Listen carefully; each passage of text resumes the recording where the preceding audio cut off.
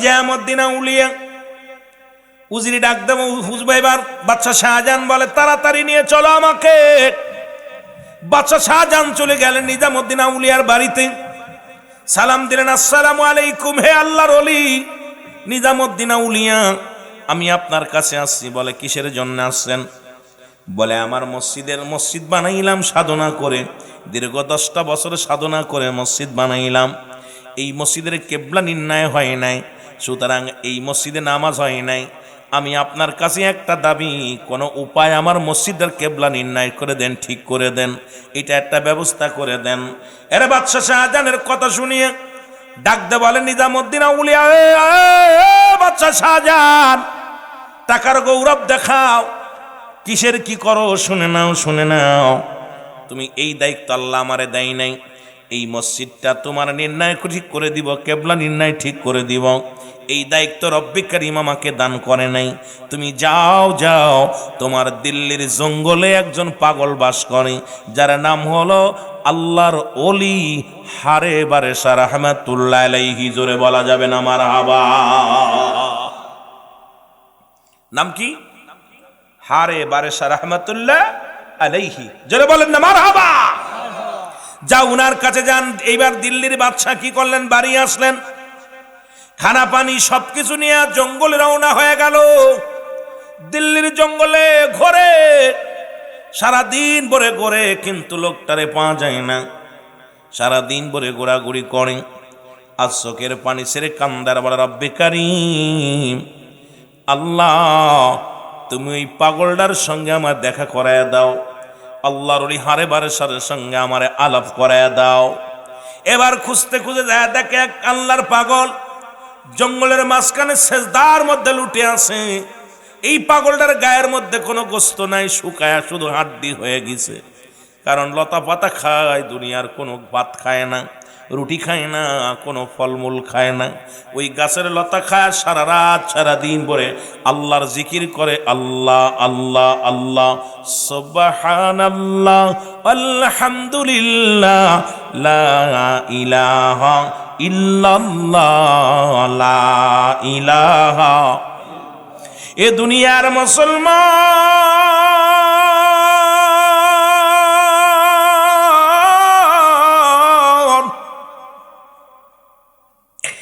বাদশা শাহজাহান যাইয়া দাঁড়াইলেন, পাশে দাঁড়ায় রয়েছে অনেকক্ষণ, কারণ সিজদা থেকে মাথাও তোলে না। বাদশা শাহজাহান কথাও বলতে পারে না, দাঁড়িয়ে রইলেন কয়েক মিনিট।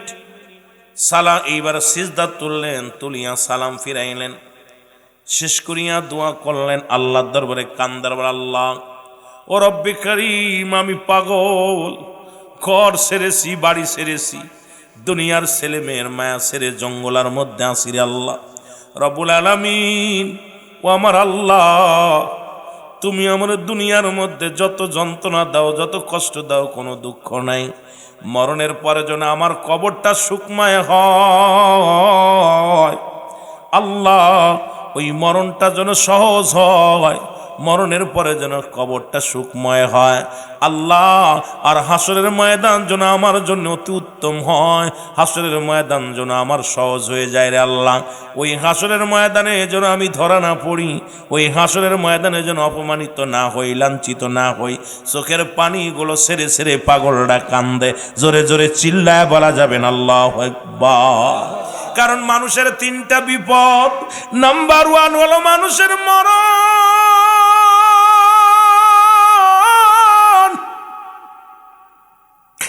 নাম্বার 2 হলো কবর, নাম্বার 3 হলো কিয়ামতের ময়দান। ওরে যুবক, যুবক, গভীর মনোযোগ। একজন আল্লাহওয়ালা চোখের পানি ছেড়ে কান্দে, আল্লাহ তুমি আমার মরণটা সহজ করে দিও, কবরটা আমার একটু সুখময় করে দিও, হাসরের ময়দান আল্লাহ আমারে তুমি দয়া করো, আর আমরা সারাদিন ভরে পাপ করি, এক ওয়াক্ত নামাজও ঠিক মতো পড়ি না, ঠিক মতো হালাল খাদ্য খাই না, হারাম খাই, সারাদিন ভরে মানুষের গিবাত করে বেড়াই, এরপরও চোখে পানি আসে না, এরপরও মুসলমান ভয় জাগে না। ওই মরণের চিন্তা আমাদের মধ্যে নাই, কবরের ভয় আমাদের মধ্যে নাই। কবরের ভয় যদি কোনো মানুষের অন্তরের ভিতরে থাকতো, এই দুনিয়ায় ঘর সংসার করতে পারতো না। ওই কবরে আযাব যদি দুনিয়ার মানুষ জানতো, দুনিয়ার বালাখানা ছেড়ে দিয়া গোর মুসলমান বন জঙ্গলায় বাসা বাড়ি বানায় নিত। জোরে জোরে চিল্লায় বলা যাবে না আল্লাহু আকবার। কবরের ভয় যদি, কবরবাসীর আযাব যদি দুনিয়ার মানুষ একবার দেখত, কবরে যে কত বড় ভয়ঙ্কর আযাব হয়, কবরটা কঠিন, এই জায়গাটা ভয়ঙ্কর। এ আমার ভাইয়েরা, আমার বন্ধুরা, আমার বাদশা শাহজাহান দাঁড়িয়ে আছে, পিছনে সালাম ফিরে কয়, আপনি কি বাদশা শাহজাহান? আসসালামু আলাইকুম। মারহাবা বলেন না। বাদশা শাহজাহান বলে, আলাইকুম আসসালাম। হুজুর, আপনি আমার নাম জানলেন কেমনে করে? বলে, বাবারে, আমি তোর রাজ্যে থাকি, কেন জানবো না? কারণ এই দিল্লির জঙ্গলটা তো তোমার নিয়ন্ত্রণে, তুমি দিল্লির বাদশাহ, আমি প্রজা, সুতরাং প্রজা হয়ে আমার রাজারে চেনবো না, কেমন হয়? মারহাবা বলেন না। কেমন পাগল দেখছেন? ডাক দে বলে, বাদশা শাহজাহান, আমি আপনার প্রজা, আপনি আমার রাজা, আপনার জঙ্গলে থাকি, আপনারে কেন চেনবো না? আপনি কেন আসছেন এই জঙ্গলায়, কেন আসছেন? ডাক দে বলে, হুজুর, কিছু মনে না করলে আমি কি জানতে পারি আপনার নামটা? আমার নামটা হারে বারেশা রহমাতুল্লাহ আলাইহি। মুসলমান ডাক দে কয়, হুজুর, আমি তো আপনার কদমের মধ্যে আসি। বলে, কেন আসছো? বলে, আমি একটা মসজিদ বানাইলাম, 10টা বছরের সাধনা করে মসজিদ বানাইলাম, এর কয়েক খতম কোরআন শরীফ, কয়েকশো কোরআন শরীফ খতম করাইলাম, এই দুনিয়ার মধ্যে 3টা জুম্মার নামাজ আদায় করলাম, 3টা জুম্মার নামাজি আমি এলহাম পাইলাম, কবুল হয় নাই, এই জন্য আমি আপনার কদমের মধ্যে আসলাম। আপনার কাছে যাওয়ার আগে গিয়েছিলাম নিজামুদ্দিন আউলিয়ার বাড়িতে, উনি সংবাদ দিলেন, যান, আপনি চলে যান আল্লাহর ওলি হারে বারেশার কাছে। আপনাকে খুঁজতে খুঁজতে আইছি জঙ্গলায়, পেয়ে গেছি, আমার মসজিদটা নির্ণয় করে দিতে হবে, ঠিক করে দিতে হবে। আল্লাহর ওলি আরে বারেশা কয়, পাগল, এটা কি কোনো ব্যাপার? ও তো ধাক্কা দিলেই চলে যায়। জোরে বলেন মারহাবা। কথা শুনছেন? যার গায়ে নেই 1 কেজি বল, একদম শুকানো কাটনা, আর আমাদের দেশের পীর সাহেবদের বুড়ি হয়ে যায়, আইরে হায়, পরের বাড়ি খায়া গর্দান ঘুরাইতে পারে না। এমনও পীর সাহেব আছে, ভালো মন্দ খাইতে খাইতে গার ঘুরাইতে পারে না। জোরে কোন ঠিক কি না? আরে যে আল্লাহর পাগল হয়, তোর গায়ে গোস্ত কেমনে হয়? ও তো সারা জীবন কানতে কানতে কঙ্কাল হয়ে গেছে। আমার বাজারেরা খুব কষ্ট হয় কথাগুলো বলতে গেলে, অনেকে আবার মাইন্ড করে, যদি আবার হুজুরি কষ্ট হয়, কথা বুঝেননি। আল্লাহর ওলি বলছে, বাবা, এটা তো কোনো ব্যাপার না, ধাক্কা দিলে চলে যাবে। কত পাওয়ারফুল ওলি, চিন্তা করছেন? কয়, হুজুর, আপনাকে যেতে হবে সঙ্গে। আমার একটা শর্ত আছে, শর্তটা যদি তুমি পুরা করো, তাহলে আমি তোমার মসজিদটা আমি কেবলা নির্ণয় ঠিক করে দিব। বাদশা শাহজাহান বলে, হুজুর, আপনি কি শর্ত দিবেন বলেন, আমি 1000 শর্ত মানতে রাজি আছি। বলে, শর্ত আমার 1000 ডানা, মাত্র একটা, এই দুনিয়ায় চিরদিন আমি বাঁচব না, চিরদিন আমি দুনিয়ায় থাকবো না, যে কোনো মুহূর্তে আমার জন্য মালাকুল মউত চলে আসবে। এরে বাদশা শাহজাহান, যে কোনো মুহূর্তে আমি মারা যাব রে। জীবনে কোনোদিন আরামে ঘুমাইলাম না, জীবনে পেটে ভরে কোনোদিন খাইলাম না, কারণ ওই জান্নাতের নিশা, আল্লাহকে পাওয়ার নিশা আমার ভিতরে এমন ভাবে ধরেছে, কারণ ওই রব্বে কারিমের পাগল আমি, এমন গোলাম, দিনটা 24টা ঘন্টা আমি রব্বে কারিমের গোলামি করি রে। জীবনে একটা স্বপ্ন আমার এন্তেকালের পরে ওই মসজিদের মেম্বারের সামনে যদি আমারে শোয়া দাও, আমি কথা দিলাম তোমার মসজিদটা আমি ঠিক করে দিব। বাদশা শাহজাহান বলে, হুজুর, কি বলেন? বলে, আমার বড় শখ, ওই মসজিদের মেম্বারের সামনে ঘুমাইব, ইমাম সাহেবকে রাত পড়ব, নামাজে মজ্জেম আজান দিব রে, আমি কবরে শুয়ে শুয়ে আজান শুনব, ওই কবরে শুয়ে শুয়ে আমি ইমাম সাহেবের কোরআন তেলাওয়াত শুনব। এইটা যদি তুমি আশা পুরা করো তাহলে আমি তোমার মসজিদ ঠিক করে দিব। জোরে জোরে বলেন সুবহানাল্লাহ।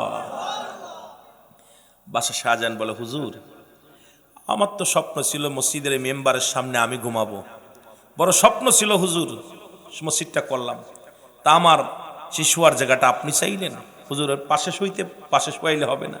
না, আমার মসজিদের মেম্বারের সামনে শোয়াবি, ইমাম সাহেব কোরআন তেলাওয়াত করবে, আমি কবরে শুয়ে শুয়ে শুনবো, মুয়াজ্জিম সাহেব আযান দিব, আমি কবরে শুয়ে শুয়ে শুনবো।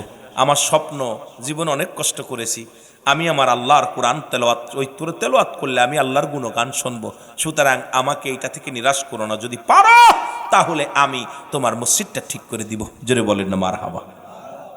আর আমরা কি করি, স্বপ্ন দেখছেন মসজিদের জন্য 100 টাকা চাঁদা ধরলে আইরে বাবা 13 বার গুল্লি দিয়া দিই না, মাদ্রাসার জন্য দিই না, মসজিদের জন্য দিই না। অথচ গানের জন্য যদি বলা হতো হই হই কাণ্ড রই রই ব্যাপার, আসিতেছে এক ঝাঁক ডানা কাটা পড়িবি, নাচিবে কিনা কমলা সুন্দরী, গোপনে 10,000 টাকা কয় দিয়া আমার নামটা আগে দিস।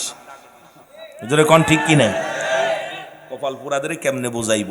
তবে আপনাদের এলাকা বালা, আল্লাহ কবুল করুক। জোরে বলেন আমিন।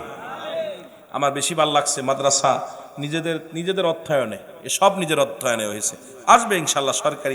সরকার দিল কি না দিল দেখার বিষয় না, যে ইসলামের জন্যে, নিবেদিত কোরআনের জন্যে, ইসলামের জন্যে যে আপনারা যতটুকু অগ্রসর হয়েছেন, রব্বে কারিম এই সাহায্য সহযোগিতা যারা করেছে, রব্বে কারিম যেন তাদেরকে এই দুনিয়া আখেরাত দুইটাই কামিয়াব করে। জোরে বলুন আমিন। আরো জোরে বলুন আমিন। বাদশা শাহজাহান বলে, হুজুর রওনা দেন, হাঁটেন, তাড়াতাড়ি চলেন। এবার চলে আসলেন বাদশা শাহজাহান, আল্লাহর ওলি হারে বারে শাহকে নিয়ে রওনা হয়ে গেলেন।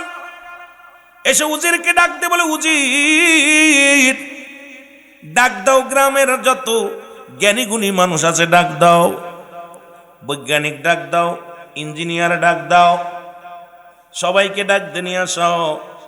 সবাইকে ডাকা না হলো, বলে আমি আজকে এই মসজিদটা ধাক্কা দিয়ে এই আল্লাহর গোলাম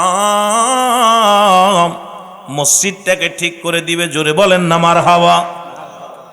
লোকজন কয় বাদশা শাহজাহান পাগল হয়ে গেছে, এই মসজিদটার জন্য এমন পাগল, এই লোকটারে মাছি দিলে ধাক্কা দিলে পড়ে যাবে, বাতাসে উঠতে একদম নড়ে বেড়াচ্ছে, এই লোক মসজিদ ঠিক করে ধাক্কা দিয়ে সরিয়ে দিবে, এই কি পাগল হয়েছে বাদশা? বা শাহজাহান কয়, বাবা আমি পাগল হইনি, তোমরা তাড়াতাড়ি ইঞ্জিনিয়ার নিয়ে আসো, ম্যাপ ধরো। আল্লাহর হারে বারে শাখায়, বেশি কথা বলবি না তোরা, সবাই 2 রাকাত নামাজ পড়ো। সবাই 2 রাকাত নফল নামাজ পড়লেন। পইরা আল্লাহর হারে বারে শাহ চোখের পানিগুলো টাস করে জমিনের মধ্যে ছেড়ে দিছে। আল্লাহ ও আল্লাহ, আমিও তোমার, মসজিদও তোমার, জীবনে অনেক কষ্ট করেছি, জীবনে গাছের লতাপাতা খেয়ে বেঁচে আছি, জীবনে তোমার কাছে তো খাইতে চাই নাই, তোমার কাছে তো পড়তে চাই না, দুনিয়ায় বাড়ি চাই নাই, গাড়ি চাই নাই, নারী চাই নাই, কিচ্ছু চাই নাই তোমার কাছে। আজকে শেষ বেলা একটা জিনিস চাবো, তুমি আমার নিরাশ করে দিও না, সেটা হলো আমার ইন্তেকালের পরে আমি মসজিদের সামনে ঘুমাইতে চাই, ইমাম সাহেবের কেরাত শুনব, মসজিদের আজান শুনব।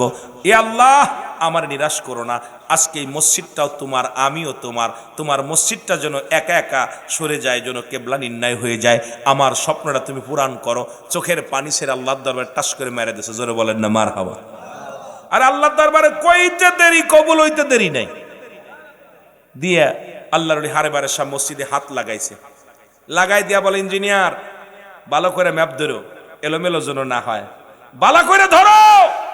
ইঞ্জিনিয়ার কয়, হুজুর কেমনে ধরবো? কয় যেমনি যেন মাপ যেন ঠিক থাকে ধরো। মসজিদে কয়, মসজিদ তুই আল্লাহর, আমিও আল্লাহর, তোমার সেইটা আমি কম না, আমি বন্দেগি তোমার ভিতরে বন্দি করে আল্লাহর, তোমার বানাইছে আল্লাহর জন্য, খুশি করার জন্য, আমারও বানাইছে আল্লাহরে খুশি করার জন্য, সুতরাং আমি তোমার গায়ে হাত দিলাম, সরে যাও। সঙ্গে সঙ্গে মসজিদ একা একা ঘুরে গেছে। জোরে বলেন না মারহাবা। আর একটু জোরে বলেন না। এই দিল্লির জুমা মসজিদ আজও পর্যন্ত আছে, যারা দিল্লিতে যাবেন দেখে আসবেন, নামটা হলো দিল্লির জুমা মসজিদ বলা হয়। ওখানে ডান পাশের একটা পিলার ভেঙে গেছে সামনের একটা মিনার। এই মিনারটার পাশে একটা কাঁঠাল গাছ ছিল, কাঁঠাল গাছটা ঝড় আসিয়া ভাঙ্গিয়া একটা পিলার ভেঙে গেছে। ওর মধ্যে নামাজ পড়লে যখন দাঁড়াবেন সিজদায় দেখবেন একটা মানুষ মনে হয় 3-4 জন, কেন যেন মন চায় বামে ডানে বামে মানুষ আছে। দিল্লির মসজিদে নামাজটা পড়ার পর আপনি যখন দেখবেন নামাজটা পড়ার পর মন বলবে যে আপনার পাশে যেন আরো 2-4 জন দাঁড়িয়ে আছে। মারহাবা বলেন না? আর আল্লাহর ওলি হারে বারে শাহ রহমতুল্লাহ আলাইহি এখন ওই মসজিদের মেম্বারের সামনে শুয়ে আছে। উনি কিয়ামত পর্যন্ত, যতদিন পর্যন্ত মসজিদ খানা থাকে, শরিয়াতের মানুষ আজান দিবে, আজানটা শুনবে, শরিয়াতের আলেমরা কোরআন তেলাওয়াত করবে, উনি ওখানে শুয়ে শুনবে। স্বপ্ন হলো এটা। আর আমাদের স্বপ্ন কিভাবে 3 তলা বাড়ি করব, 4 তলা বাড়ি করব, 20 তলা বাড়ি করব, কিভাবে নতুন বিয়ে করব, কিভাবে গাড়ি করব, কিভাবে সম্পদের পাহাড় গড়ব। কিন্তু আপনাদের চিন্তা কুল্লু মান আলাইহা ফান, সব শেষ করে দিবে কে? আর একটু জোরে বলেন কে? এই দুনিয়ার মধ্যে যা কিছু আছে চূর্ণ বিচ্ছিন্ন করে দিবে আমার আল্লাহ। আল্লাহ বলে বান্দারে এই জমিনটা আমি রাখবো না। এই জমিনের মধ্যে যত মাটি আছে সমস্ত মাটিগুলো আমি আল্লাহ পুড়ায়া তামা বানায়া দিব। জমিনের মধ্যে যত পানি আছে সমস্ত পানিগুলো আমি আল্লাহ পুড়ায়া ছাই বানায়া দিব। যেদিন কিচ্ছু বলতে কিচ্ছু থাকবে না, সেদিন থাকবে শুধু আমার আল্লাহ। এই জন্য আমরা গোলামি করব কার? আর একটু জোরে বলেন কার? দাসত্ব করব কার? এই দুনিয়ায় পাহাড় সমতুল্য সম্পদ বানাইলাম, বাড়ি গাড়ি করলাম, কত না কি করলাম, কিন্তু যে মানুষটার ভিতরে চিন্তা নাই আমার মরতে হবে, কারণ এই দুনিয়ার মায়া ছেড়ে চলে যেতে হবে। 1 নাম্বার বিপদ হলো মানুষের মরণ। এই মরণের পেয়ালা পান করতে হবে। এখান থেকে পালানোর কোনো পথ নাই, এখান থেকে বাঁচার কোনো পথ নাই। মরণের পেয়ালা পান করতে হবে, এর মধ্যে কোনো সন্দেহ নাই। জোরে বলেন ঠিক কিনা? তদ্রূপ শাহজালাল ইয়ামানি, যেহেতু যার নামের মাধ্যমে মসজিদ খানা, ও যুবক, ইনি যখন সিলেট শহরের মধ্যে আসবেন, সিলেট জমিনের মধ্যে আসবে, ইয়ামেন থেকে মদিনা ঘুরে রাসূলুল্লাহ রওজা জিয়ারত করে যখন ইয়ামেন শহর হইয়া মুসলমান শুনে নাও সিলেটের জমিনে আসবে।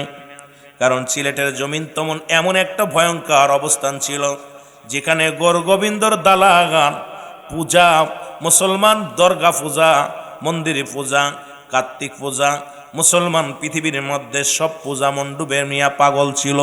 নামাজি মানুষ ছিল না, ইমানদার মানুষের খুব অভাব ছিল। সিলেটের শাহজালাল যখন আসলেন জমিনের মধ্যে, রব্বি কারিম পাঠায়া দিলেন তারে এলহামের মাধ্যমে। কারণ ওলিদের কাছে আসে এলহাম, নবীদের কাছে আসে ওহী। কারণ মুসলমান শোনো, বর্তমান বিলায়াতের জামানা চলতেছে। সেই বিলায়াতের জামানা যে সমস্ত ওলি আল্লাহ আছে তাদের মধ্যে একজন হলো শাহজালাল ইয়ামানি। মুসলমান শুনে নাও, সাহেবকে বলা মুসলমান শুনে নাও, খানজাহান আলী, এইরকম অসংখ্য আল্লাহর ওলিরা পৃথিবীর মধ্যে শাহ পরাণ সহ 360 জন আউলিয়া তো শুধু সিলেটের জমিনে আছে। এখান থেকে অত্র জেলার মধ্যে অনেক থানার মধ্যে আছে, অনেক জায়গা চলে গেছেন। আমার বাবারা আমার যখন আসলেন, খবর যখন পেয়ে গেল গৌর গোবিন্দ, উনি প্রস্তাব দিলেন, শুনে নাও রাজ্যের মধ্যে ঢোল পিটিয়ে দিলেন, শুনে নাও যেন সিলেট শহরের মধ্যে, সিলেটের জমিনে যেন কোনো দাড়িওয়ালা টুপিওয়ালা ঢুকতে না পারে। কোনো দাড়িওয়ালা টুপিওয়ালাকে যদি কোনো ব্যক্তি নৌকা উঠায়, চিরতরে তার নৌকা বন্ধ, আর সে নৌকা চালায় খাতে পারবে না। যদি কোনো ব্যক্তি গাড়িতে উঠায়, ওই গাড়ি চিরতরে বন্ধ হয়ে যাবে। ওই ব্যক্তিকে আর এই সমাজের মধ্যে কেউ তারে বাঁচতে দিবে না। পৃথিবীর মধ্যে নৌপথ বন্ধ, বিমান পথ বন্ধ, মুসলমান সব রাস্তাঘাট বন্ধ করে দিলেন। কারণ সিলেটের জমিনে কোনো দাড়িওয়ালা টুপিওয়ালা ঢুকবে না। কিন্তু 360 জন আউলিয়া মুসলমান গুটি গুটি পায়ে চলে আসলেন কোথায়? সুরমা নদীর কিনারায়। জোরে জোরে চিল্লায়া বলা যাবে না মারহাবা। এই জন্য নামাজের আগে আলা নাই, হজের আগে আলা নাই, যাকাতের আগে আলা নাই। আল্লাহ বলে আলা, সাবধান, ইন্না, নিশ্চয়। এ মুসলমান শোনো, নামাজের আগে আল্লাহ আলা ব্যবহার করে নাই, হজের আগে আল্লাহ আলা ব্যবহার করেন নাই, নামাজের আগে আল্লাহ ব্যবহার করেন নাই। আল্লাহ আল্লাহর ওলিদের বিষয় বলতে যায় বলে আলা, সাবধান, ইন্না, নিশ্চয়, আলা ইন্না আউলিয়াল্লাহি, আল্লাহর তরফ থেকে যারা ওলি হয়, কারণ ওলি কোনো মানুষ বানায় না, মানুষে বানাতে পারে না। আল্লাহর যারা মাহবুব বান্দা হয়, আল্লাহ রাব্বুল নিজে বানায়। আর মানুষে বানানো ওলি যারা হয়, এরা দুনিয়া পুজোরি হয়। আর আল্লাহ বানানো পীর যারা হয়, আল্লাহ বানানো ওলি যারা হয়, তারা দুনিয়ার মোকাফেক্কি হয় না, তারা আল্লাহ রাসূলের মোকাফেক্কি হয়। জোরে বলেন ঠিক কিনা? আমার ভাইয়েরা, আমার বন্ধুরা, আমার যে কথাগুলো বলি লক্ষ্য করেন। শাহজালাল ইয়ামানি 360 জন আউলিয়া নিয়া যখন সিলেটের জমিনে আগমন করলেন, এই নদী পার হবে কেমনে? নৌকা নাই, মাঝি নাই, কিচ্ছু নাই, বসে আছে। 2 রাকাত নামাজ পড়লেন। নামাজটা আদায় করে, কারণ আল্লাহর ওলিরা যখন কোনো বিপদে পড়তেন, সাহায্যের দরকার, সঙ্গে সঙ্গে রব্বে কারিমের দরবারে সিজদায় পড়ে যেতেন। সিজদায় পড়িয়া রব্বে কারিমের দরবারে হাত উঠায় কাঁদতেন, আল্লাহ। এখন আমাদের দেশের মৌলবীরা তো হাত উঠাইতে চায় না, অথচ মুফতি শফিক আহমেদের লেখা ফতোয়ায়ে দেওবন্দের মধ্যে প্রথম খণ্ড 24 নম্বর পৃষ্ঠা, কিতাবের নাম ফতোয়ায়ে দেওবন্দ, যেটা কওমি অঙ্গন মাদ্রাসায় পড়ানো হয়। ভালো করে লেখে নেন বাবা, কওমি অঙ্গনের কিতাব ফতোয়ায়ে দেওবন্দ, প্রথম খণ্ড 24 নম্বর পৃষ্ঠা, লেখক হল আল্লামা শফিক আহমেদ। এই ফতোয়ার মধ্যে লেখলেন, 24 নম্বর পৃষ্ঠার মধ্যে লেখলেন, 5 ওয়াক্ত নামাজ জিয়ারত করে সর্বহালাতে আল্লাহর দরবারে 2টি হাত উঠায় দোয়া করা উত্তম মুস্তাহাব। জোরে জোরে চিল্লায় বলা যাবে না মারহাবা। কারণ শরীয়তের কিবলা হলো কাবা, দুজানের কিবলা রাহমাতুল লিল আলামিন, মুনাজাতের কিবলা হলো আরশে আজিম। মারহাবা বলেন। কিন্তু এই কিবলাগুলো না চিনার কারণে আজকে আমার দেশের অধিকাংশ মানুষ, কিছু সংখ্যক মানুষ, তারা না হাত উঠাইতে চায় না। আমার দাদু ভাইয়েরা শোনেন, এবার শাহজালাল ইয়ামানি হাত উঠায়া দিছে, হাতটা আল্লাহর দরবারে কবুল হয়ে গেছে। আমার আল্লাহ ইলহাম দিয়ে কয়, শাহজালাল দেরি করো না, দেরি করো না। তোমার ওই যে নামাজে দাঁড়াইয়া তুমি নামাজ আদায় করলা, এই যাই নামাজটা পানির মধ্যে ছেড়ে দাও। সঙ্গে সঙ্গে সুরমা নদীর পানির মধ্যে ছেড়ে দিছে। ও মুসলমান, 1 জন নয়, 2 জন নয়, 360 জন আউলিয়া সুরমা নদী পার হয়ে পারে চলে আসছে। জোরে বলেন মারহাবা। আর একটু জোরে বলেন আল্লাহু আকবার।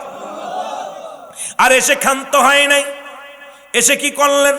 এসে এই দুনিয়ার মধ্যে যখন আজান দিলেন, প্রথমে আজান শুরু করলেন, আল্লাহর কাজে লিপ্ত হয়ে গেলেন। দুনিয়ার কোনো কাজ নয়, রব্বে কারিমের গোলাম হিসেবে যখন আল্লাহু আকবার ধ্বনি দিছে, সঙ্গে সঙ্গে গৌর গোবিন্দর দালান নড়াচড়া শুরু করছে। গৌর গোবিন্দর টনক নড়ে গেছে। কারণ কি রে, দাড়িওয়ালা টুপিওয়ালা তো ঢুকবে না, কিন্তু আমার দালানগুলো কেন ভূমিকম্প হলো নাকি? কারণ চারিদিকে দেখে নড়ে নাই। কিন্তু মুসলমান শুনে নাও, গরুর মুসলমান শোনো, গৌর গোবিন্দর কিন্তু নড়া শুরু করেছে। আমার বাবারা, আমার বাবারা আমার, এই যে এইটা দেখিয়া যখন আযানের ধ্বনি দিছে, আল্লাহু আকবার, আল্লাহু আকবার, আশহাদু আল্লা ইলাহা ইল্লাল্লাহ, আশহাদু আন্না মুহাম্মাদুর রাসূলুল্লাহ, যখন আযানের ধ্বনি দিছে, নারায়ে তাকবীর দিছে, নারায়ে তাকবীর, নারায়ে রিসালাত আওয়াজ যখন শুরু হয়ে গেছে, মুসলমান শুনে নাও, সঙ্গে সঙ্গে ওই গৌর গোবিন্দর দালান কোটাগুলো থরথর করে কাঁপন শুরু করেছে। এইভাবে ইসলামের দাওয়াত দেওয়া শুরু করলেন। দাড়িওয়ালা টুপিওয়ালাদের উপরে এত নির্যাতন চালালো, গোলাপগঞ্জের বাবারা শোনো, এত নির্যাতন, এত কষ্ট দেওয়া শুরু করলো। তখনকার জামানায় গরু জবাই করা যেত না। তখনকার জামানায় হিন্দুদের রাজ্য ছিল। নতুন বিয়ে করলে নতুন বিবিদের কেউ ওই বাবু বাড়ি পাঠিয়ে দেওয়া লাগতো। বাবুদের বাড়ির সামনে দিয়া ছাতি ফুটায় যাওয়া যেত না। গৌর গোবিন্দর বাড়ির সামনে দিয়া, গৌর গোবিন্দর রাজ্যের সামনে দিয়া স্যান্ডেল জুতে পড়ে যাওয়া যেত না। খুব নির্যাতন, ভয়াবহ নির্যাতন চালানো হলো। সিলেটের মানুষগুলো, নিরীহ মানুষগুলো থরথর করে কাঁপতো, ভয়ের মধ্যে থাকতো। এর মধ্যে কি হলো? মুসলমান শোনো, শোনো, শোনো, বুড়া আল্লাহ পাক দয়া করে এদিকে বুরানুদ্দিনের আল্লাহ একটা ছেলে সন্তান দিল। আল্লাহু আকবার। আজকে যারা গরুর গোশত খাওয়ার ওলিদের বিরোধিতা করো, এ গোলাপগঞ্জের মানুষ শোনো, শাহজালালের পক্ষে কেন যাবা না? সাহেব কেবলার পক্ষে কেন যাবা না? খেয়াল করো, কেন আমরা পক্ষে গেছি আর কেন তোমরা যাবা না? ওলিদের সঙ্গে কেন বিরোধ করো? ওলিদের সঙ্গে কেন বিদ্রোহী করো? এদিকে বাজান বোরানুদ্দিনের একটা কলিজার টুকরা সন্তান হলো, উনি আকিকা করলেন। এবার কি করলেন? আকিকা করলেন। করলেন গরু জবাই করিয়া, আকিকা করিয়া চামড়া দিয়া, কাল্লার মাথা দিয়া, ভুড়ি দিয়া সব ডেকে রাখলেন মাটির নিচে। এটা কুকুর এবং কাকে খুইসা উঠাইয়া ফেলবে তো ফেলবে, একটা কান নিয়ে একটা শিং নিয়ে ওই কোথায় গোরগোবিন্দর বাড়ির সামনে নিয়ে ফেলছে রে মুসলমান, শুনে নাও। বাড়ির সামনে নিয়ে ফেলছে। সকালবেলা ঘুম থেকে উঠে দেখে গরুর চামড়া। গোরগোবিন্দ তো মাথা নষ্ট হয়ে গেছে, চিন্তা করে আয় রে আমার মারে কিরা জবাই করলো, কে আমার মারে জবাই করলো, খোঁজ নাও। ডাকতে বললেন, শোনো, এই সিলেটের শহরের মধ্যে, সিলেটের জমিনের মধ্যে কোন ব্যক্তি গরু জবাই করছে খুঁজে বাইর করো, তাকে উপযুক্ত পুরস্কার দেয়া হবে। খোঁজ করা শুরু করলো। খোঁজ করতে করতে খোঁজ মিলে গেল কার বাড়ি? মুসলমান বোরানুদ্দিনের। এইবার শুনতে, হুজুর বোরানুদ্দিনের এক ছেলে হইছে, সেই ছেলের জন্য সুন্নাতে রাসূল আকিকা করছে। আকিকা করিয়া গরু জবাই করে গোস্তটা বন্টন করে খাওয়া দাওয়া করেছে। এবার বোরানুদ্দিন এমন এই কথা শুনিয়া গোরগোবিন্দ তার সৈন্যদেরকে নিয়ে খোলা তরবারি নিয়ে রওনা হলো। বোরানুদ্দিনের বাড়ি আসলো। আসিয়া তার কলিজার টুকরা সন্তানকে এই জমিনের ভিতর হাত থেকে কেড়ে নিয়ে জমিনের মধ্যে ফেলে দিয়ে তরবারি দিয়া জিন্দা জবাই করে দিল। দিয়া পর সেদিন বোরানুদ্দিন কেঁদে কেঁদে বলেছিল, রব্বুল আলামিন, আজকে সিলেটের জমিনে একটা গরু জবার জন্য কলিজার টুকরা সন্তানকে জবাই করে দিতে হলো। আল্লাহ, ও রব্বুল আলামিন, এমন একটা দিন যেন আমি দেখতে পাই, এমন একটা দিন যেন আসে সিলেটের অলি গলির মধ্যে যেন হাজার হাজার গরু জবাই হয়। এই বাতিলেরা, গরুর গোস্ত পাইলে মাথায় হুঁশ থাকে না, এক এক বাটি খাও, কিন্তু গরুর গোস্ত খাওয়ার আগে শাহজালালের পক্ষে যাও, শাহপরানের পক্ষে যাও, তাদের বিপক্ষে চলবা আর গরুর গোস্ত খাবা। একটা গরু জবাইয়ের জন্য নিজের কলিজা টুকরা সন্তানকে জবাই করে দিছে, প্রতিবাদ করে নাই। সেদিন দোয়া করেছিল, আল্লাহ আমার এই হাতটা তুমি ফিরিয়ে দিও না।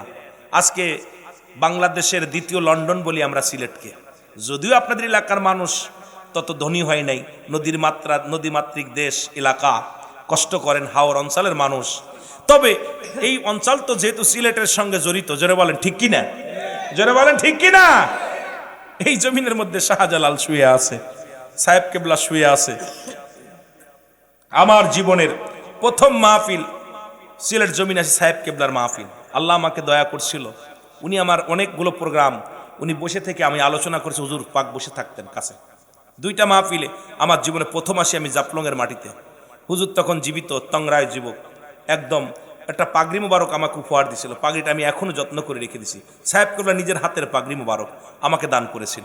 তামার বাবারা আমার, তা আমি এই জমিনের মধ্যে আসা পর এই জীবনে আমি একটা জিনিস খেয়াল করলাম যে সিলেটের মানুষ এখনো অলিদের বিরোধিতা যারা করে, আমি মনে করি এরা ইসলাম বোঝে নাই।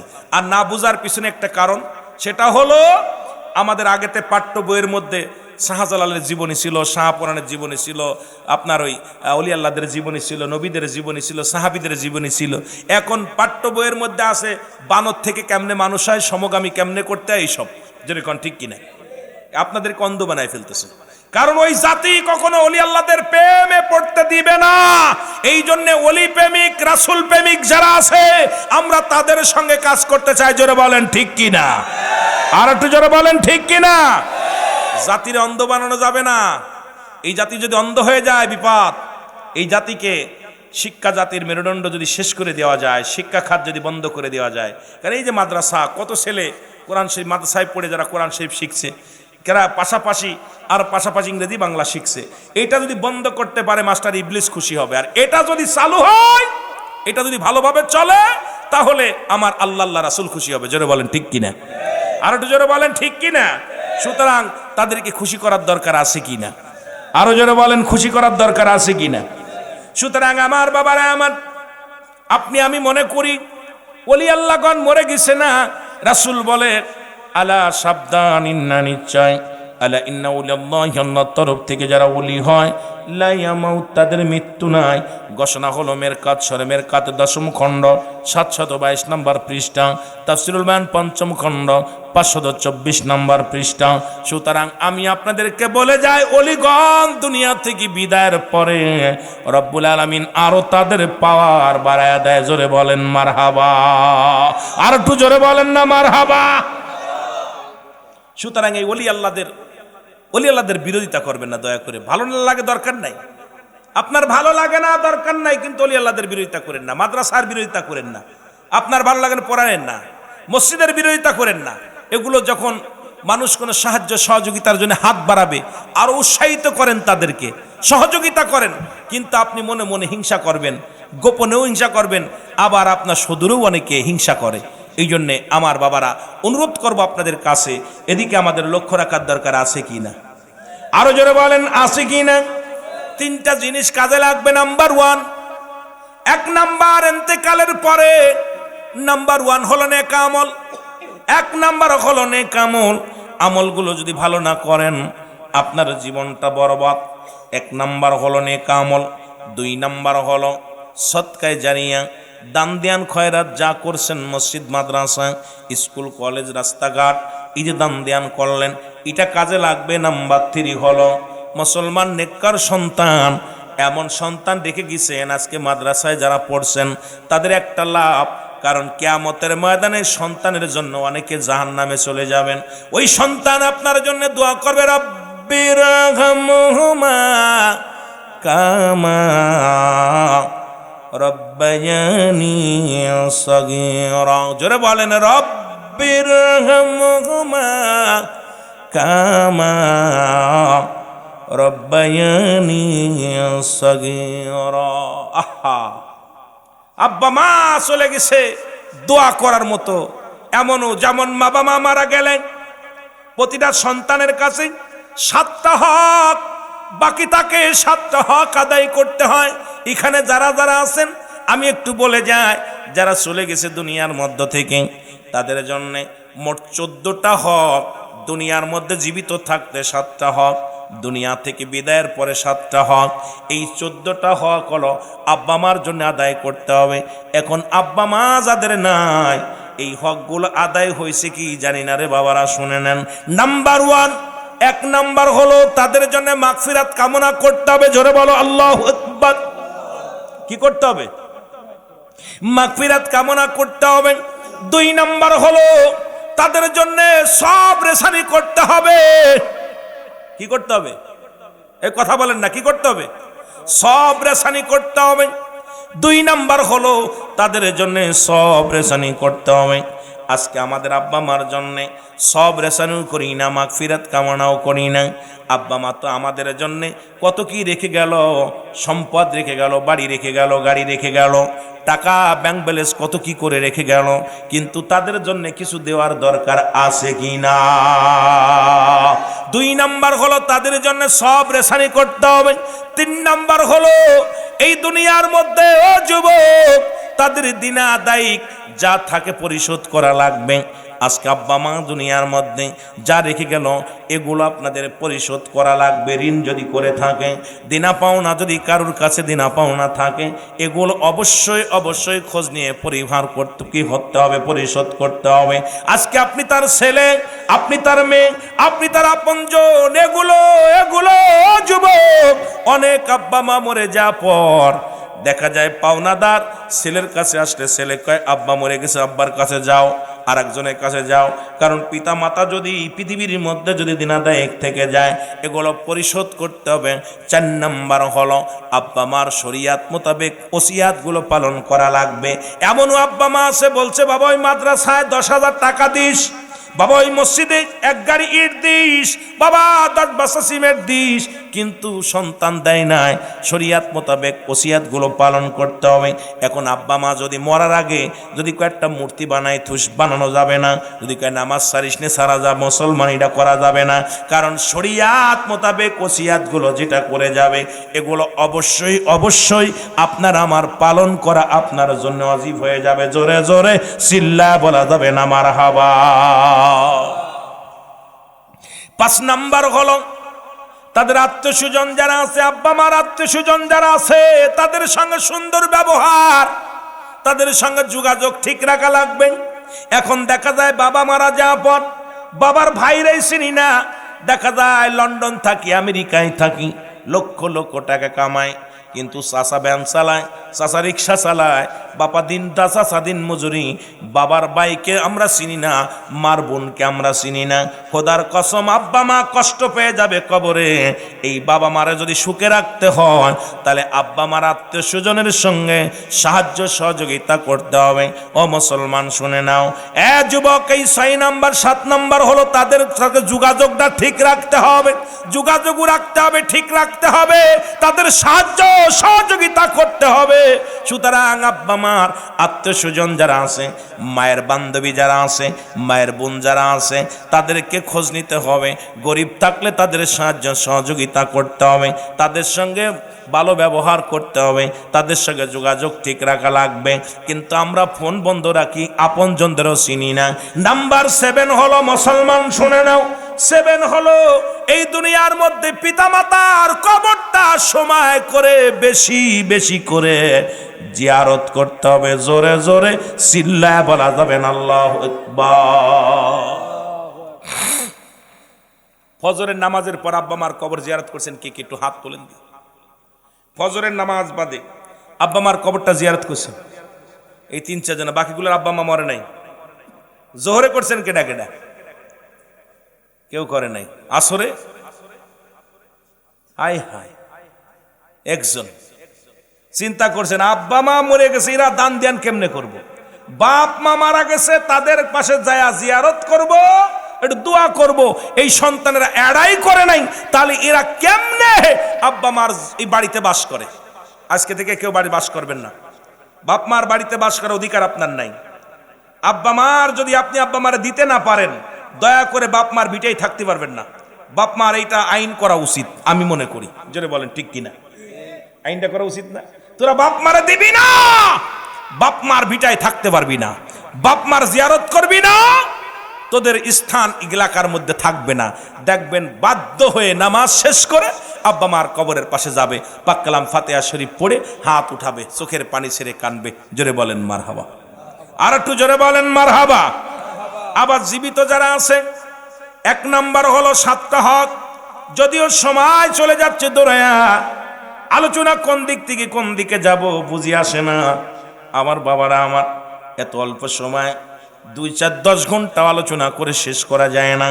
যেটা জীবিত থাকতে দুনিয়ার মধ্যে 7টা হক। 1 নাম্বার হলো তাদেরকে মনে প্রাণে ভালোবাসতে হবে। তাদের 1 নাম্বার, তাদেরকে মুসলমান যদিও 2 নাম্বার হয়, 1 নাম্বার 2 নাম্বার ভালো করে লিখে নেন। তাদেরকে মন প্রাণ থেকে ভালোবাসতে হবে। এই দুনিয়া তামাম পৃথিবী বোর ভালোবাসা একদিকে, ছেলের ভালোবাসা একদিকে, বাবা মার ভালোবাসা একদিকে, তামাম পৃথিবী একদিকে থাকবে, কিচ্ছু চাই না। আব্বা মা, বাবা মা, বাবা মা, বাবা মা। ও যুবক শুনে নাও, পৃথিবীর মধ্যে টাকার ভালোবাসা নয়, অর্থের ভালোবাসা নয়, শুধু জন্ম দিছে আর গর্ভে ধারণ করেছে, এর জন্য সারা পৃথিবীর মধ্যে 1 নাম্বার হলো তাদেরকে পৃথিবীর মধ্যে মনে প্রাণে ভালোবাসতে হবে। জোরে বলেন মারহাবা। 2 নাম্বার হলো তাদেরকে পৃথিবীর মধ্যে সম্মান করতে হবে। এত সম্মান, কারণ আব্বা মার সম্মানের উপরে কোনো সম্মান নাই। যত বড় ব্যারিস্টার আসুক, মন্ত্রী আসুক, ইনি আমার বাবা, আমার কাছে আমার মাথার তাজ, আমার কাছে আমার কলিজা, আমার হৃৎপিণ্ড। সুতরাং এই পৃথিবীর মধ্যে সারা পৃথিবী ছাড়তে পারবো, আমার আব্বার অমর্যাদা হবে, মায়ের অমর্যাদা হবে, এমন কোনো কাজ করা যাবে না। কারণ পৃথিবীর মধ্যে 1 নাম্বার তাদেরকে মুসলমান সম্মান করতে হবে। এমন সম্মান আর কাউকে মুসলমান নয়, আল্লাহ রাব্বুল আলামিনের পরে বাবা মায়ের সম্মান। জোরে জোরে চিল্লায় বলো মারহাবা। অনেকে আব্বা মা চেহারা যদি ভালো না হয় পরিচয় দেয় না, কপাল পোড়া চাকরি করে, বিদেশ থেকে আইয়া ঘুরে বেড়ায়, ওরে কার সাল রে, ওই অমুকের বাড়ির কাছে আমাদের বাড়ি। অনেক অফিসার বাপ মার পরিচয় দেয় না, বুড়া হয়ে গেছে, দাড়ি মাড়ি পেকে গেছে, পরিচয় মান জমিন গ্রহ তারা আল্লাহর জিকির করে তারা আসমান জমিন গ্রহ তারা আমার মাওলার জিকির করে তারার মানুষ হইয়া তোমরা কেনে মানুষ হইয়া তোমরা কেনে মাওলার জিকির করো না আল্লাহ আল্লাহ আরে আল্লাহ আল্লাহ ডাকরে মন আল্লাহ কর সাধনা আল্লাহ আল্লাহ একটু জোরে জোরে আল্লাহ জিকির করেন আরে আল্লাহ আল্লাহ ডাকরে মন আল্লাহ কর সাধনা দিন তাকিতে না ডাকিলে দিন তাকিতে না ডাকিলে গেলে দিনার পাবি না আল্লাহ আল্লাহ নামাজ পড়ো রোজা রাখো সালেম করো দিল খানা হর নামাজ পড়ো রোজা রাখো আর সালেম করো দিল খানা হর কিয়ামত আল্লাহর কাছে কিয়ামত আল্লাহর কাছে চলবে না তোর বাহানা আল্লাহ আল্লাহ আরে আল্লাহ আল্লাহ ডাকো রে মন আল্লাহ কর সাধনা আল্লাহ আল্লাহ আল্লাহ আল্লাহ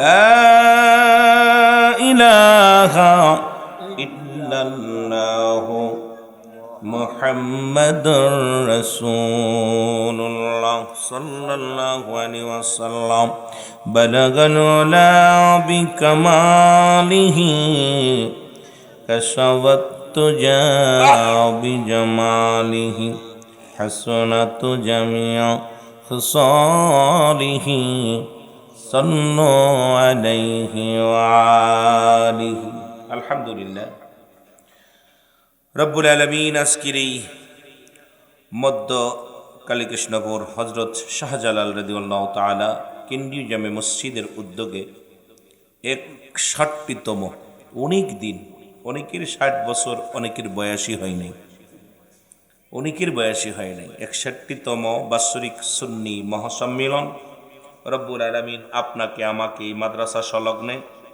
আজকের এই মাদ্রাসা মাঠ প্রাঙ্গণে বসার মতো আসার মতো সুযোগ দান করলো উচ্চ কণ্ঠে আওয়াজ দেবেন আলহামদুলিল্লাহ আলহামদুলিল্লাহ। তিনটা জিনিস খেয়াল করলাম, একটা হলো বাম পাশে বসেছি, বাম পাশে মসজিদ, মাঝখানে রিয়াজুল জান্নাহ বেহেশতের বাগান, ডান পাশে আমার নবীর ঘর মাদ্রাসা। মারহাবা বলেন না?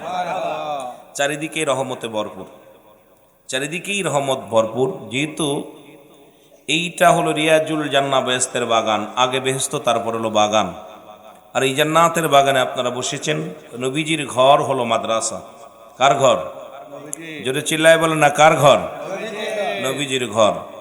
আর মসজিদ হলো কার ঘর? আল্লাহর ঘর। আমরা কার? আমরা কার? এই জমিন কার?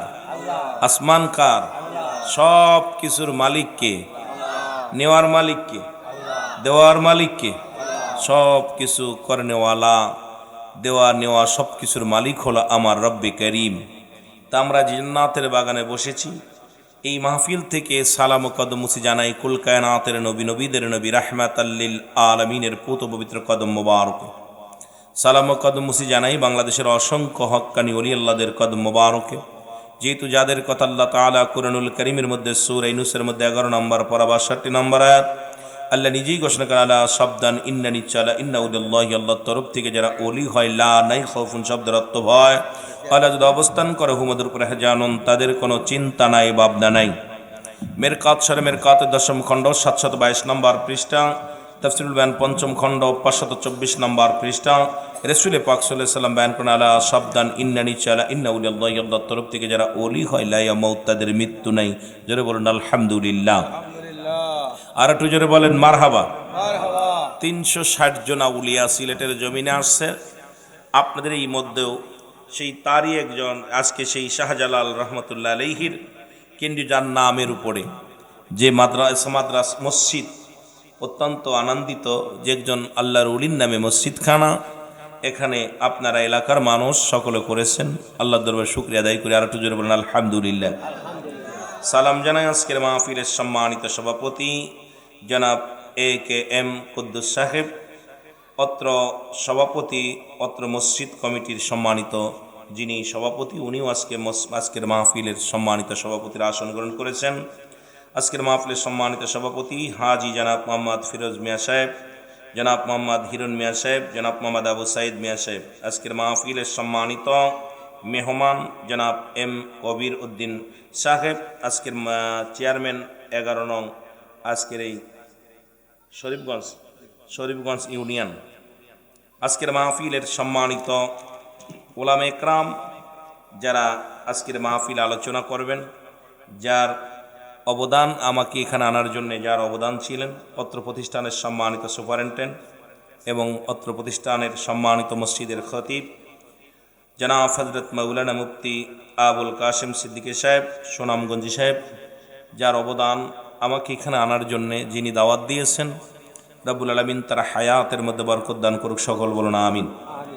আজকের মাহফিলের সম্মানিত প্রধান বক্তা, যিনি আমার একই সাথে সফর করে আসছি, নদীর এপারে আসা পর ভাইয়ের সঙ্গে পরিচিত হয়েছে, জনাব হযরত মাওলানা জাকির হুসাইন সাহেব। আজকের মাহফিলের সম্মানিত ওলামা একরাম, মসজিদের ইমাম সাহেব, মুসল্লিগণ, সামনের পৃষ্ঠ আশিকান, জাকির আমদান পুরান মুসলমান ভাই বন্ধুগণ, পর্দারের মা বোনেরা, সকলকে জানাই সালাম, আসসালামু আলাইকুম ওয়া রাহমাতুল্লাহি ওয়া বারাকাতুহু। আপনারা ভালো আছেন? ছোট বাচ্চাগুলো এখনো ওয়াজ যারা শুনবো, যারা বুঝবো, এখনো আসে নাই। তবে আমার অনেক আনন্দ লাগতেছে যে এই সমস্ত বাচ্চাদের থাকার কথা ছিল বাজার ঘাটে, একটা রাস্তাঘাটে ঘোরাঘুরির কথা ছিল, কিন্তু সেই মানুষগুলো জান্নাতের বাগানে বসছে, আর যেগুলো বসার কথা ছিল জান্নাতের বাগানে, এগুলো হাওয়া খাইতেছে। এইগুলো মানুষের পৃথিবীর মধ্যে আসার একটা সিরিয়াল আছে, যাওয়ার কোনো সিরিয়াল নাই। যে কোনো মুহূর্তে আপনি আমি চলে যেতে পারি। পরবর্তী সময় আপনার আমার জন্য কি নিয়ামত বয়ে আনতেছে আপনি নিজেও জানেন না। জোরে বলেন ঠিক কিনা? বলেন এখান থেকে কে আগামীকাল সূর্য উদয় হবে দেখতে পারবেন? পারেন কেউ? কত মানুষ বিদেশে গেছে আপনাদের সুনামগঞ্জ থেকে, কি যেন কোন জেলা এটা, থানা কি? গোলাপগঞ্জ। এই গোলাপগঞ্জ থেকে অনেক মানুষ বিদেশে গেছে, দেখা যায় মৃত্যু হয়ে কফিনে লাশ আসছে, শাহজালাল আন্তর্জাতিক বিমানবন্দরে নামছে। দেখা যায় বাবা মা অনেক আশা করে পাঠিয়েছিল, স্ত্রী অনেক আশা করে স্বামীকে পাঠিয়েছে, কিন্তু লাশ হয়ে জমিনের মধ্যে ফিরেছে। এমনও ইতিহাস আছে কি না? সুতরাং এখান থেকে আমরা এখানে বসেছি, এখান থেকে বাড়ি যেতে পারবো কেউ বলতে পারি না। সকলে পড়ুন লা ইলাহা ইল্লাল্লাহু মুহাম্মাদুর রাসূলুল্লাহ সাল্লাল্লাহু আলাইহি ওয়াসাল্লাম। এ আমার ভাইয়েরা, আমার বন্ধুরা, আমার যেহেতু আজকে শাহজালাল রাদিয়াল্লাহু তাআলা যার নামের স্মরণে আজকে মসজিদখানা, এর উপরে আমি আলোচনা শুরু করবো, এরপর অন্যদিকে যাব যুবকদের নিয়ে, বালকদের নিয়ে। রাহমাতুল লিল আলামিন যখন মক্কা থেকে মদিনায় হিজরত করলেন, প্রথম যখন হিজরত করলেন, নবীজি বললেন সাহাবীরা রে, আমি একটা মসজিদ বানাতে চাই। আমি অত্যন্ত আনন্দিত আজকে এলাকাবাসীর মধ্যে, এলাকার মানুষগুলো অনেক বালা, যে সুন্দর মসজিদ সুন্দর মাদ্রাসা করেছে, যদিও রাস্তাঘাট ভালো না, দুঃখ নাই, কিন্তু দিনে প্রতিষ্ঠান, আমার আল্লাহর প্রতিষ্ঠান এই জমিনের মধ্যে আছে, খুশি না বেজার? রাহমাতুল লিল আলামিন ডাকতে বলেন সাহাবীরা রে, আমি মসজিদ বানাবো। কি বানাবো? এজোরে বলেন না, কি বানাবে? মসজিদ বানাবে। নবীর সাহাবী আব্দুল মুসলমান, শোনো, আইয়ুব আনসারী বলে, ইয়া রাসূলুল্লাহ, ইয়া হাবিবাল্লাহ। আইয়ুব আনসারী যার বাড়িতে নবী আশ্রয় নিলেন, আর আনসার শব্দের অর্থ সাহায্যকারী। মুসলমান যখন মক্কা থেকে মদিনায় যখন রাসূল পাক সাল্লাল্লাহু আলাইহি ওয়াসাল্লাম হিজরত করে গেলেন, এই হিজরতকারীকে যারা সাহায্য করেছিলেন তাদেরকে আনসার বলা হয়। সেই আনসারীর ভাই আইয়ুব আনসারীর বাড়ি রাহমাতুল লিল আলামিন যে প্রথম ঢুকলেন, নবীজি বললেন, আনসারী রে, সাহাবীরা রে, আমি মসজিদ বানাতে চাই। সঙ্গে সঙ্গে আমার নবীজিকে ডাকতে বলে, ইয়া রাসূলুল্লাহ, ইয়া হাবিবাল্লাহ, নবী গো, ও মায়ার নবী, আপনার মসজিদ বানানোর জন্য আমার বাড়িটা দান করে দিলাম। জোরে বলা যাবে না সুবহানাল্লাহ? আমরা আস্তে আস্তে আলোচনায় খুব খেয়াল করবেন, কয়টা দিকে যায়, কোন দিকে যায়, খুব খেয়াল করবেন। রাসূলুল্লাহ বললেন, আমি মসজিদ বানাইব। আনসারী বলে, আইয়ুব আনসারী বলে, হুজুর, আমি আমার বাড়িটা দান করে দিলাম। কি দান করছে? কোন দি? বাড়ি যদি কেউ দান করে দেয় থাকবে কই? নবী বলে, আনসারী রে, তুমি বাড়িটা দান করে দিলা, থাকবা কোথায়? তুমি থাকবা কোথায়? বলে, ইয়া রাসূলুল্লাহ, ইয়া হাবিবাল্লাহ, দুনিয়াটা আমার আসল বাড়ি নয়, আসল বাড়িটা হলো আমার কবর। খুব খেয়াল, আসল বাড়িটা কোথায়? জোরে বলেন, আসল বাড়িটা কোথায়? কবর। সুতরাং ইয়া রাসূলুল্লাহ, ইয়া হাবিবাল্লাহ, আপনি আমার আল্লাহর ঘর বানাইবেন, আমার আল্লাহর ঘর হবে, আমিও আল্লাহর ঘরটা হবে আল্লাহর। আমি আনসারী দুনিয়ার ঘর চাই না, দুনিয়ার বাড়ি চাই না। আগে আমার রব্বে কারিমের ঘরটা বানানোর জন্য আপনি প্রস্তুতি হন। আমি আমার জায়গা জমি যা কিছু আছে, বাড়িটা আল্লাহর হস্তে, আল্লাহ রব্বুল আলামিনের নামে আমি কুরবানি করে দিলাম। জোরে বলা যাবে না সুবহানাল্লাহ? দেখছেন নি? নবীজি বলেন, আমি জায়গা পালাম, এখন তো ঘরের দরকার। যেমন এই মসজিদটা নিশ্চিত একজন দান করেছে জায়গাটা, ঠিক কি না? কথা কন না কেন? হয়তো দুজন বা তিনজন দান করছে, বাকিগুলোতেই ওয়ালের জন্য, ইটের জন্য, সিমেন্টের জন্য এলাকাবাসী তারা নিজের টাকা দিয়া, কেউ সিমেন্ট দিছে, কেউ ইট দিছে, কেউ বালু দিছে, কেউ লোহা দিছে, কেউ টাকা দিছে। সার্বিক সহযোগিতার মাধ্যমে সুন্দর একটা আল্লাহর ঘর হয়েছে। নবীজি বললেন, সাহাবীরা রে, এখন মসজিদ বানাতে হবে, কে কি পারবানো? দেখা গেল মুসলমান, শুনে নাও, সাহাবীরা যার দুইটা খাজুর গাছ ছিল, একটা খাজুর গাছ ছিল, কেটে কেটে নিয়ে আসলেন, খাজুরের ডালগুলো কেটে আনলেন, বড় বড় পাথরগুলো মাথায় করে টেনে আনলেন। মুসলমান এনে এনে সুন্দরভাবে একটা মসজিদ বানালেন, সিজদার জায়গা। কারণ কিয়ামত পর্যন্ত মসজিদটা থাকবে। ওই মসজিদের জন্য যারা সাহায্য করবে, মসজিদের জন্য মুসলমান, শুনে নাও, যারা সহযোগিতা করবে, এই দুনিয়ার মধ্যে রব্বুল আলামিন দুনিয়া তো ইজ্জত দিবে, আখিরাতেও তাদের মুসলমান একটা প্রতিফল পাবে। জোরে জোরে চিল্লায় বলো মারহাবা। এ তো গেল আল্লাহর নবীর কথা। বাবা শুনে নাও, গভীর মনোযোগ, যে কথাগুলো বলি খুব খেয়াল করবেন মুসলমান, গভীর মনোযোগ। দিল্লির বাদশাহ শাহজাহান, এই বাংলাদেশ নয়, ভারতের মধ্যে বাদশাহ শাহজাহান নাম কি? জোরে বলেন, নামটা কি? নামটা বলেন, নাম কি? আমি কয়েকটা দ্রুত কথা বলবেন, যেহেতু আমার অনেক আলোচনা করা লাগবে। আলোচনার মধ্যে জি আমার আপনাদেরকে একটু দিয়ে যেতে হবে। দিল্লির বাদশাহ শাহজাহান, উনি কল্পনা করলেন, যিনি দিল্লির মসজিদ বানাইলেন, যারা জ্ঞানী গুণী আছেন খুব খেয়াল করবেন। উনি বললেন, উজির, আমি একখানা মসজিদ বানাইব, আর এই মসজিদটা হবে দিল্লির জমিনে, ভারতবর্ষের মধ্যে সবচেয়ে সৌন্দর্য, সবচেয়ে ভালো মসজিদ। এই মসজিদটা হবে দিল্লির বাদশাহ শাহজাহানের জুম্মা মসজিদ। জোরে জোরে বলেন মারহাবা। মসজিদের নাম কি? দিল্লির জুমা মসজিদ। এখনো যেটা আপনাদের আজকে লেখা আছে, আজকে মধ্য এই কালীকৃষ্ণপুর হযরত শাহজালাল রাহমাতুল্লাহ আলাইহির জামে মসজিদ, আর দিল্লির জমিনে লেখা আছে দিল্লির জুমা মসজিদ। মারহাবা বলেন না? আর একটু জোরে, আর একটু জোরে। বাদশাহ শাহজাহান মসজিদ বানাইলেন। 10,000 শ্রমিক দিয়া, একজন নয়, দুজন নয়, 10,000 শ্রমিক দিয়ে মসজিদখানা বানাইলেন, সুন্দর বানাইলেন। প্রতিদিন যখন কোরআন শরীফ তেলাওয়াত করতো, ফজর আজকে যেমন মাহফিলের শুরুতেই কোরআন তেলাওয়াত হয়েছে, বাদশাহ শাহজাহান একজন হাফেজ দিয়া যখন রাজমিস্ত্রি কাজে আসতো সর্বপ্রথম তেলাওয়াত শোনাইতেন। মসজিদের পাশে দাঁড়ায়া দাঁড়ায়া একজন হাফেজ দিয়ে এক পারা দু পারা পর্যন্ত কোরআন তেলাওয়াত করতেন। এই কোরআন তেলাওয়াতের মাধ্যম দিয়া কাজ শুরু করতেন। জোরে জোরে বলেন মারহাবা। বাজানরা খুব খেয়াল করবেন, মজনবী আল্লাহর ঘরকে কত ভালোবাসছে, আর এই ঘরটা বানানোর জন্য প্রতিদিন একজন হাফেজ দিয়া কোরআন তেলাওয়াত করাতেন, তারপরে কাজ শুরু করতেন। সুবহানাল্লাহ বলেন না?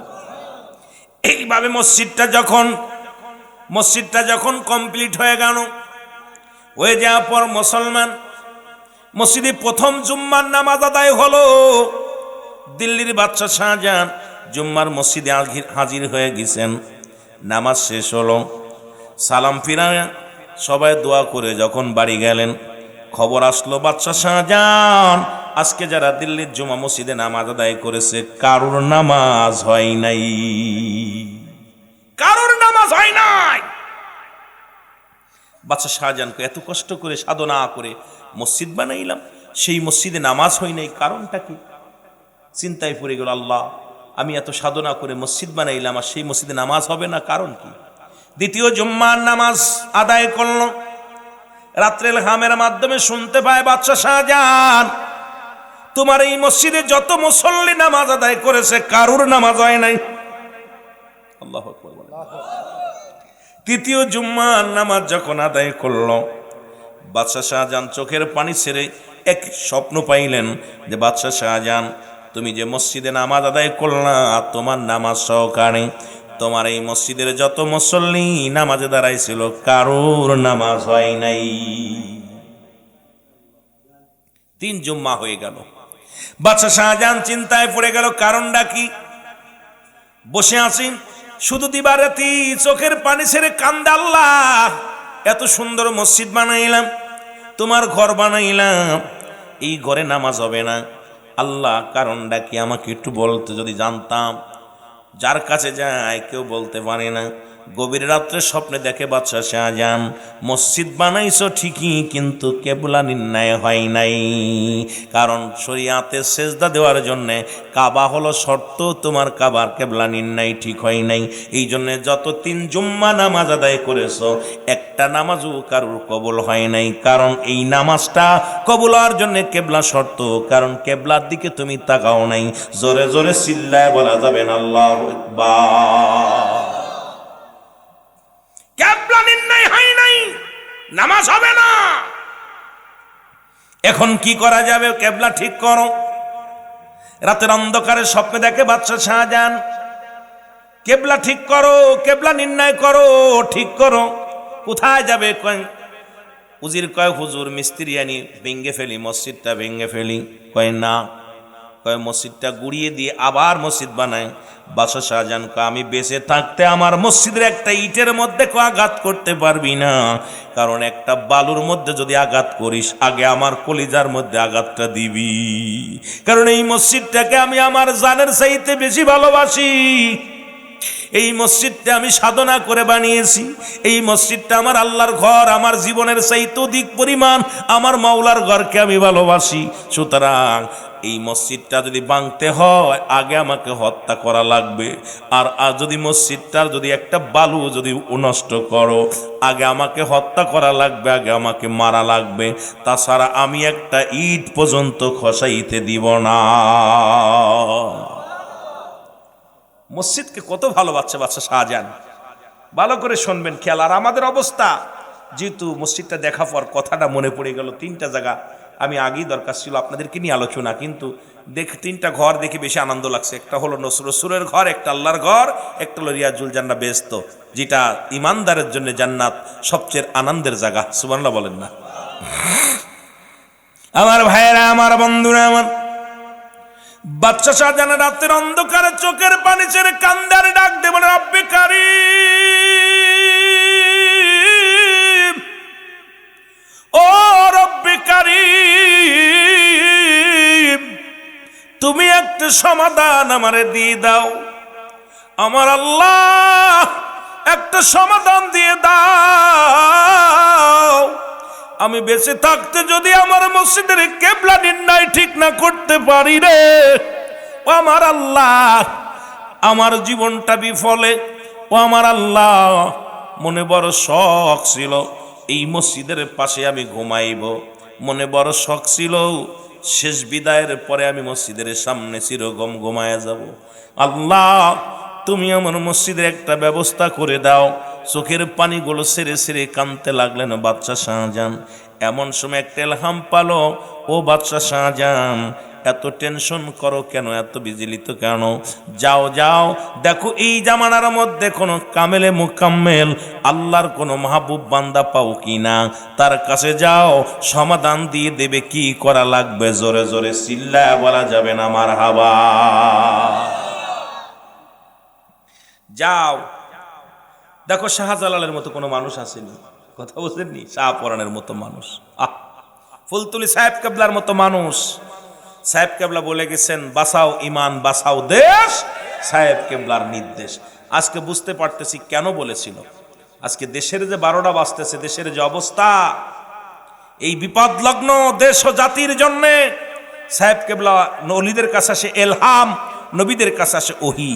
সাহেব কেবলাকে আল্লাহ পাক জানিয়ে দিছে, এই জন্য উনার জবান দিয়ে বাইর হয়ে গেছে, তোমরা দেশকেও বাঁচাও, ইমানটাও বাঁচাও। কারণ যেভাবে মূর্তি পূজা শুরু হয়েছে, যেভাবে মানুষ ইমান হারিয়ে ফেলতেছে, যেভাবে মুসলমান আল্লাহকে বাদ দিয়ে অন্যকে এলা বানানো শুরু করেছে, তোমরা নিজের ইমানটাকে বাঁচাও। সুতরাং এটা সাহেব কেবলার নির্দেশ।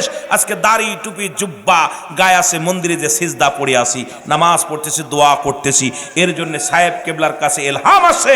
সাহেব কেবলা বলে দিচ্ছে, আগে ইমানটা বাঁচাও। জোরে বলেন ঠিক কিনা?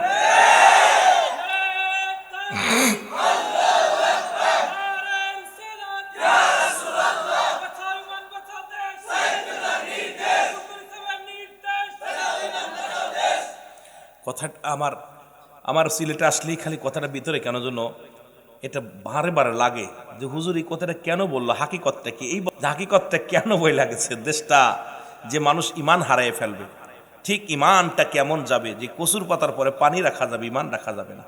রসুলের জামানায় 2টা পাখির গায়ে কালেমা লেখা রয়েছে, লা ইলাহা ইল্লাল্লাহু মুহাম্মাদুর রাসূলুল্লাহ। পাখি 2টা ঠুকায় ঠুকায় ময়লা খাচ্ছে। খুব খেয়াল করবেন, ওয়াজ তো 2-4 ঘন্টা করে শেষ করতে পারবো না, যে আলোচনায় টান দিছি এগুলো শেষ করে যে যুবকদের কিছু কথা বলতে গেলে সময় লাগবে অনেক, দেখা যাক কতদূর আগানো যায়। তা যেটা বলতেছিলাম, পাখি 2টা ময়লা খাচ্ছে, নবীজির কাছে সাহাবীরা দৌড়ে গেছে, বলে ইয়া রাসূলুল্লাহ, ইয়া হাবিবাল্লাহ, আমরা আসতে পথে দেখলাম খুব আজব একটা ঘটনা। নবীজি বল, কি দেখলা? হুজুর পাখির গায়ে কালেমা লেখা। সুবহানাল্লাহ বলেন। নবীজি বলতেছেন, কি দেখলা? কয় হুজুর পাখির গায়ে কালেমা লেখা। নবীজি চুপ করে আছে, কথা বলে না। হুজুর পাখির গায়ে কালেমা লেখা, পাখির গায়ে কালেমা লেখা। নবীজি বললেন, বাকি অংশটা বলো। কালেমা লেখা আছে ঠিক আছে, বাকি অংশটা বলো। সঙ্গে সঙ্গে সাহাবীরা বলে, ইয়া রাসূলুল্লাহ, ইয়া হাবিবাল্লাহ, পাখির গায়ে কালেমা লেখা আছে, কিন্তু দেখলাম ময়লা ঠুকায় খাচ্ছে। কি খাচ্ছে? ময়লা ঠুকায় খাচ্ছে। রাসূলুল্লাহ বললেন, ঠিক এমন একটা জামানা আসবে, তাদের দাড়ি টুপি জুব্বা পাগড়ি সব থাকবে, ওদের ইমান নামে বস্তুটা থাকবে না। ওরা নাস্তিকদের কাছে ইমান বিক্রি করে দিবে। জোরে বলেন ঠিক কিনা? এখন আমি দেখতেছি সব মিলায়া অতীত বর্তমান ভবিষ্যৎটা একটু খেয়াল করলে সবগুলো আপনার ক্লিয়ার, একদম পানির মতো ক্লিয়ার হয়ে যাবে। ঠিক সেই জামানায় এসে গেছে। আমার জামানায় যা দেখলাম, এই বছরে যা দেখলাম, গত বছর যা দেখলাম, বর্তমান যা দেখতেছি, এটা দ্বারা মুসলমান যে ইমান নিয়ে কবরে যেতে পারবো, আমার বড় ভয় লাগতেছে যে ইমান নিয়ে আমরা কবরে যেতে পারবো কি পারবো না। এই জন্য সাহেব কেবলার নির্দেশ, বাঁচাও ইমান, বাঁচাও দেশ। ইমান যদি না থাকে তোর আমল দিয়ে কি হবে? কিসের দাড়ি, কিসের টুপি, কিসের পাগড়ি, কিসের নামাজ, কিসের রোজা, কিসের হজ? আগে দরকার ইমানের। জোরে বলেন ঠিক কিনা? ইমান যদি চলে যায়, তুই সারাদিন ধরে কোরআন পড়ে লাভ কি? তোর ইমান যদি চলে যায়, সারা রাত ভরে তাহাজ্জুদের নামাজ পড়ে লাভ কি? ইমান যদি চলে যায়, তুই দান ধ্যান করে হবে কি, লাভ কি? এই জন্য আগে হলো মানব জীবনের অমূল্য সম্পদের নাম হলো ইমান। ইমানটা যেন আমরা নষ্ট না হয়। জোরে বলেন ঠিক কিনা? খুব খেয়াল। আমার ভাইয়েরা, আমার বন্ধুরা, আমার উজিরকে ডাকতে বলে, বাদশাহ শাহজাহান, উজির রে খোঁজ নাও, আমার রাজ্যের মধ্যে এমন কোন ব্যক্তি ধার্মিক আছে, আল্লাহওয়ালা আছে, খুঁজে বাইর করুন। উজির বলে হুজুর পাইছি একজনের সন্ধান, তিনি আর কেউ নয়, তিনি হলেন আমাদের মহল্লায় বাড়ি, ওই জঙ্গলায় বাস করে, নাম হলো নিজামুদ্দিন আউলিয়া। জোরে বলা যাবে না মারহাবা। নাম কি? নাম কি?